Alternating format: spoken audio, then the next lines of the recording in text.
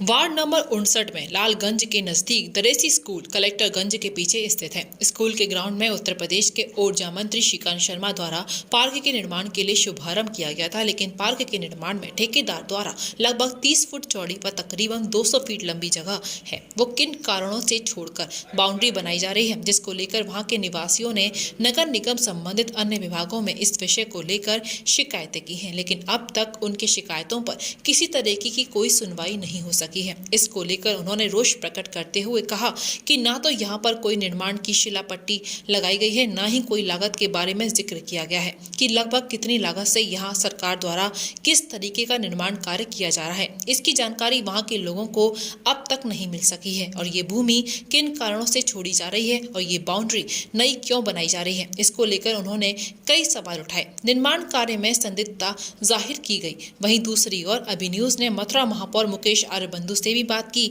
उन्होंने बताया कि मेरी जानकारी में नहीं है कि वहां जगह छोड़ी जा रही है, मैं जल्द ही इसकी जांच शुरू करवाऊंगा। क्षेत्र को लेकर चले विवाद पर 59 के पार्षद रितेश पाठक से भी बात की। पार्क बनाया जा रहा है, इसमें क्या व्यवस्था हो रही है, कैसे यहाँ पर ये बीच में जो बाउंड्री की जा रही है, क्या समस्या है ये सब? देखिए, सबसे पहले तो ये है कि ये जो जगह है ये दो वार्डों के बीच में आती है, 59 और 68 के लिए।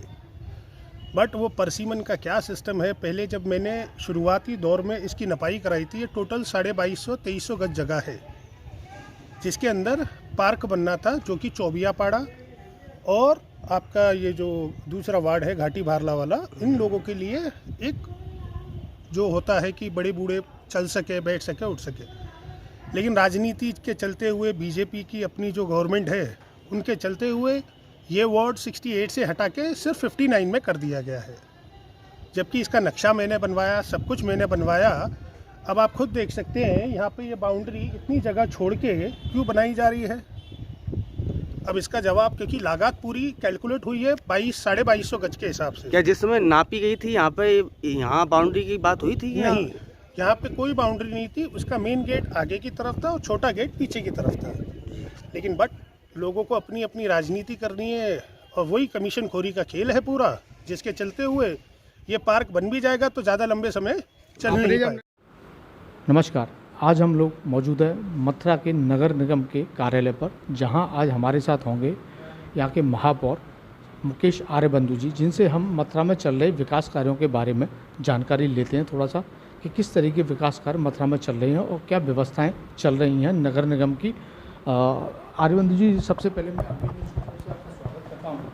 Thank you. आज पहली बार वार्ता हो पा रही है आपसे अभिरुचि की। मैं कुछ विकास कार्यों के बारे में जानना चाहूँगा कि जैसे कि एक जनरलगंज कलेक्टरगंज है, उसके पीछे एक पार्क का निर्माण किया जा रहा है, तो उसके बारे में थोड़ी जानकारी आप। देखिए, ये जो कलेक्टरगंज है, इसके ऊपर एक पार्क नगर निगम के माध्यम से बनना है और ये हमारा वार्ड नंबर 59 में आता है।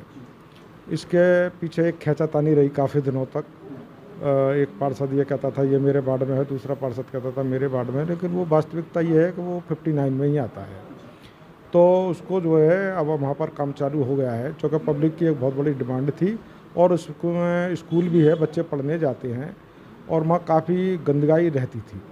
तो हम वहाँ पर गए, हमारे मंत्री जी भी गए और उसको देखा, तो वहाँ पर लगभग 40 लाख की लागत से वो पार्क हम वहाँ बनवा रहे हैं। और चूँकि वो बीच आबादी में एरिया पड़ता है, तो वहाँ के लोगों को उससे बहुत उम्मीदें थीं और वो कार्य हम कर पा रहे हैं और वहाँ के लोगों को बहुत बड़ा एक फ़ायदा भी होगा उससे। ये बहुत अच्छी बात है कि एक पार्क का निर्माण कराया जा रहा है, निगम के सानिध्य में पार्क का निर्माण हो रहा है। मंत्री जी भी शायद मंत्री जी ने उद्घाटन उस पार्क का इनॉग्रेशन मंत्री जी के द्वारा ही हुआ है। मैं एक सवाल जानना चाहूँगा कि अभी हाल ही में कुछ शिकायतें वहाँ मिली हैं अनियमितताओं की, कि वहाँ पार्क की जो भूमि है उसका जो कुल पैमाना है उसको करीब 30 फुट छोड़कर और वहाँ एक बाउंड्री बनाई जा रही है, उसके बारे में आपको जानकारी है? देखिए, मुझे ये जानकारी तो नहीं है कि हमारी भूमि क्यों छोड़ी जा रही है, इसके लिए तो मैं संज्ञान में लूँगा। आपके द्वारा मुझे ये जानकारी मिल रही है, लेकिन चूँकि वो पूरी भूमि जो है पार्क के लिए ही अवेलेबल थी और भूमि छोड़ने का कोई मकसद नहीं है, अगर ऐसा कोई मामला है तो मैं उसका संज्ञान लूँगा, मैं उसे दिखवाऊँगा आखिर क्यों छोड़ी जा रही है। ये जो भूमि छोड़ने वाला मामला है वो मेरे संज्ञान में नहीं था और आज मेरे संज्ञान में आ रहा है, तो निश्चित तौर पर मैं इसकी जांच कराऊंगा कि आखिर भूमि क्यों छोड़ी जा रही है। और कच्ची बाउंड्री का तो कोई मतलब ही नहीं है, क्योंकि जब हमने ये कहा था कि जब इसकी बाउंड्री वाल होगी तो पक्की होगी, तो कच्ची का तो कोई मतलब नहीं होता है। तो क्यों छोड़ी गई है ये मेरे संज्ञान में अभी तक नहीं आया है, मैं आज इसको संज्ञान में लूँगा। महंगी बिजली बिल की समस्या से छुटकारा पाइए, सोलर सिस्टम लगाइए। जी हां, आपके लिए बेहद आसान हुआ सोलर सिस्टम लगवाना।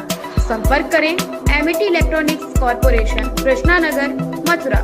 जैसा कि मैंने आपको बताया कि भाई इसका ROI 25% है, यानी 25% का रिटर्न है। इसके हिसाब से देखा जाए तो जो लागत आप लगा रहे हैं वो लागत आपकी 4 साल में निकल आएगी।